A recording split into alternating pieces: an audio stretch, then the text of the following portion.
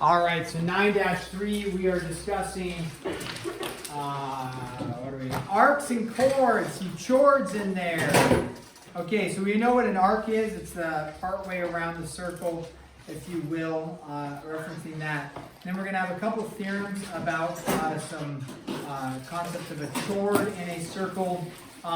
Theorem 9.1 states for us, in a circle, if a diameter is perpendicular to the chord, then it bisects the chord and its arc. So this is 9.3 arcs and chords. And then let's talk about theorem, in this case 9.1. So this is theorem 9.1. I'll draw a little picture for us, make sure we understand it. So we have a circle, and it says if a diameter is perpendicular to a chord. So remember, a chord has its endpoints on the circle. And then if a diameter, now technically a diameter could also, right, if it's a diameter coming and hitting, that also, and being perpendicular, right? If the diameter is coming to the center, it's hitting the chord and it's perpendicular like that. Would anything change if I erased half of the diameter like that? No, nothing changes. So it's really the same thing as if the radius hits the chord.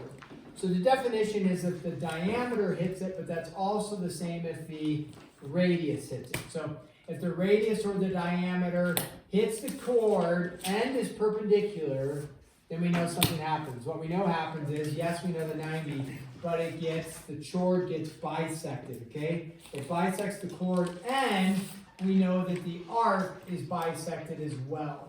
So if this arc was whatever, 30, let's say, if that arc was 30, then it would be 15 and 15.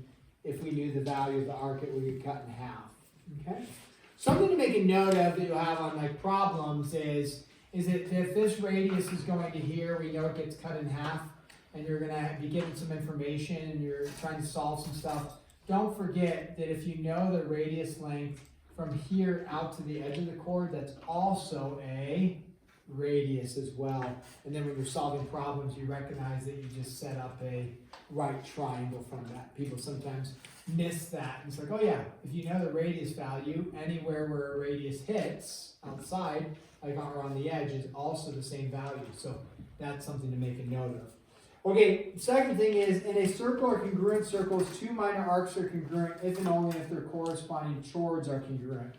So this is 9.2 for theorem 9.2.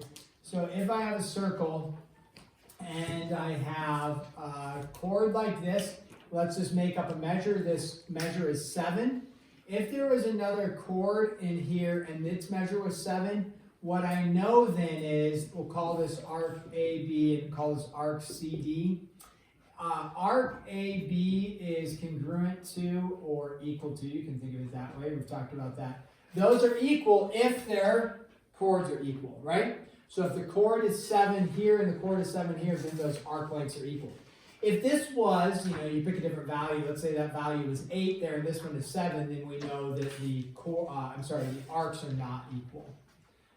But if they're equal, then the arcs are equal as well. All right, then the last theorem says in circles or congruent circles, two chords are congruent if and only they're equidistant from the center. So theorem 9.3 states this. Here we have a circle, and we have our center, and then it says this, okay? If I have a chord like this, and then I have let's say a chord, something like this, okay? If I look at those, how do we know that the chords are congruent, or if they are congruent, okay? These chords are congruent if they're equidistant from the center. Equidistant simply means they're the same distance from the center. How do I measure distance from a point? We've talked about that. Distance from a point. So here's my point. Is the distance from here to my chord, would I measure it by going out to here? Would I measure it by going out to here? Or do I measure it where it hits at a 90? Yeah, distance is measured by where it hits something at a 90. So what's the difference from this point to the chord? Well, you would measure to where it hits a 90. So if this distance here is, let's say, 4, and the distance over here where it hits at a 90 is also 4, then what do I know about my chords? My chords are the same length, yeah. So that's how you, and if they were, if this was 5 and this is 4, then you know that the chords are different lengths. Again, if this were to hit at a 90, even though I didn't draw it as a radius or a diameter, if it comes from the center and it hits at a 90, back over to this theorem, what do we know happens in this chord? Bisected, right? So even though we don't visually see a radius or we don't visually see a diameter, if it's hitting at a 90, it will bisect it. You could just say, oh yeah, well I just extend it, and now it becomes a radius, great, it intersects it at a 90, okay? Let's do a couple problems here and solve for some of this stuff. So let's go with, all right, find, I guess I'll just write solve, call this number 1. And they want you to find arc NP. So arc NP, they give you this circle, and they have N to M, like this. So that's a chord. And then they have N to P, like this. And that's a chord. And they have this out to there. And that is that is a chord as well. And then this is 120 degrees. Okay. So, like that. So they want us to find arc measure NP. Okay, now they didn't give us a central angle, did they? No central angle is given, so we're not matching the central angle to the arc measure. So we're going to have to probably appeal in this case to one of the things that we just learned over here or looked at. And one of those things is that if these lengths are the same, then you know the arc measures are the same, right? So we look at that and we say, okay, if these chords are all the same, which they're stated, what do I know about all these arc measures there? They're all going to be equal, right? So you could label it however you want to label it. If you want to just give it one singular variable, you'd be like, okay, this is going to be x, this is going to be x, and this is going to be x for that arc measure. So there, now we need to set up an equation. What do we know about the arc measure in a circle, in a full circle? 360. There you go. So you say x plus x plus x plus 120, or you could, if you already subtracted and said 240, that's fine. So 3x plus 120 is equal to 360, and then we're really solving for NP, we just called it x. So we could make it formal. NP equals, what do we do from there? Subtract the 120 over, right? And then you would get 240, and then divide by 3, and you end up with a nice, even 80 for that. Okay? So that's what we could do there. Let's go with number 2 here. What happens? I want to find x, y. Okay? If there's an x and a y, there's no curve over the top. We're not talking about an arc. If there's no line over the top or segment over the top, anybody remember what that means? Find the measure of. So you're going to find the measure of segment xy. So no bar over the top means find the measure of.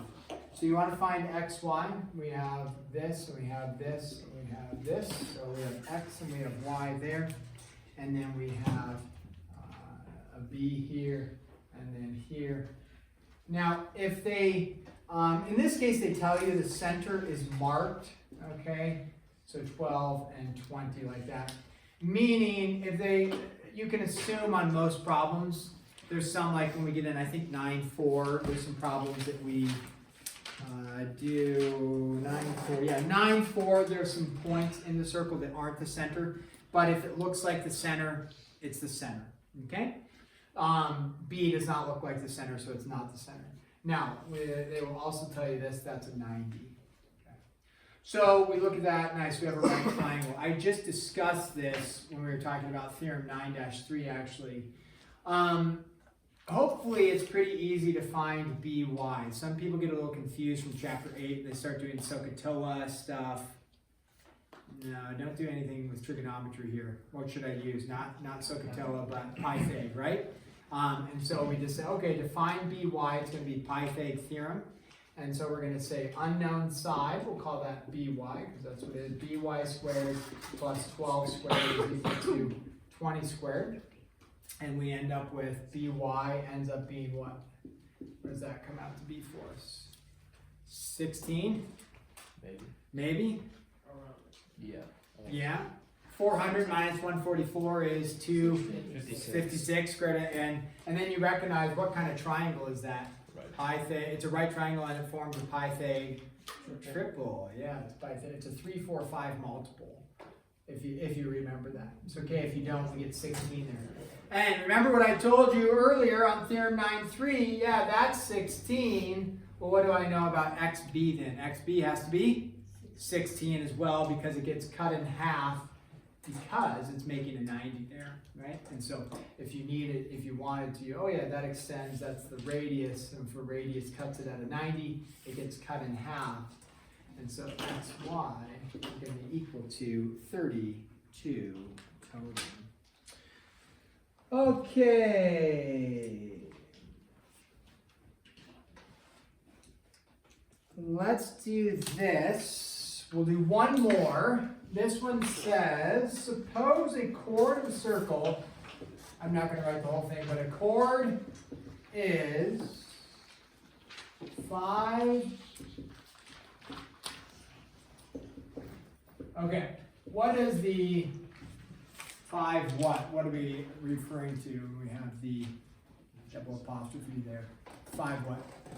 Inches, yeah, that's the inches symbol. If you didn't know that, now you know, make a note of it. So chord is 5 inches from the center and is 24 inches long. Find the radius length. So some of these problems you'll be given a description here and you'll need to figure out how to maybe draw a picture is usually helpful with these. So in this case, you are going to draw a circle, okay? Now if your picture isn't exact, that's okay. But you know a chord is 5 inches long and it's 24 inches from the center. You want to find the radius. So we know we have a center, okay? And then we ultimately want to find the radius. Now the radius is the same no matter, in terms of its length, if we draw it here or there, it doesn't matter. They all have the same length. Whatever the radius is, it's the same as the other radius. Okay. So a chord is 5 inches from the center. So it doesn't matter where we draw the chord. We just draw a chord. Now, your dimensions may be a little bit off, or your comparison, but we'll just say, okay, chord from here to here, and we know that it's 5 inches from the center. We talked about how do you draw a distance from the center to the chord. We know it's 5 inches, but what does it make? That's very important too. When it comes from the center and goes out, what kind of angle does it make when we talk about the distance? It makes a 90, so that's a 5. And it makes a 90. Very important for us. Then, how long is the chord? The whole chord is 24, right? So the whole chord is 24 inches. And now I want to solve for a radius. Now I haven't drawn a radius in there. And so we want to find a radius. Again, this is what I was kind of talking about. Well, if we start, we look at it, we say, okay, this is 5. We know the whole thing is 24. We know it intersects at a 90 right there. So what do I know about this length from here to here? That's going to be 12. 12, yeah, right? Cut in half.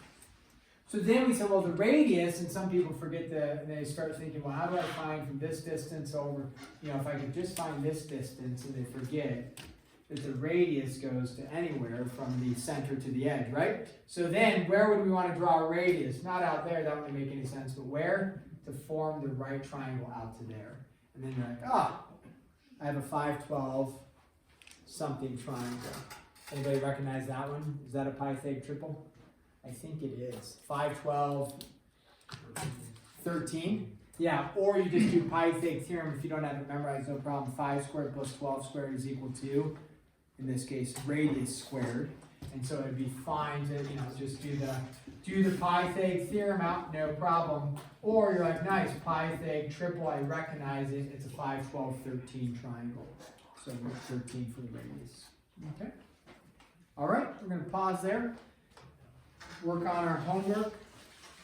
This will be due Monday. Next week we can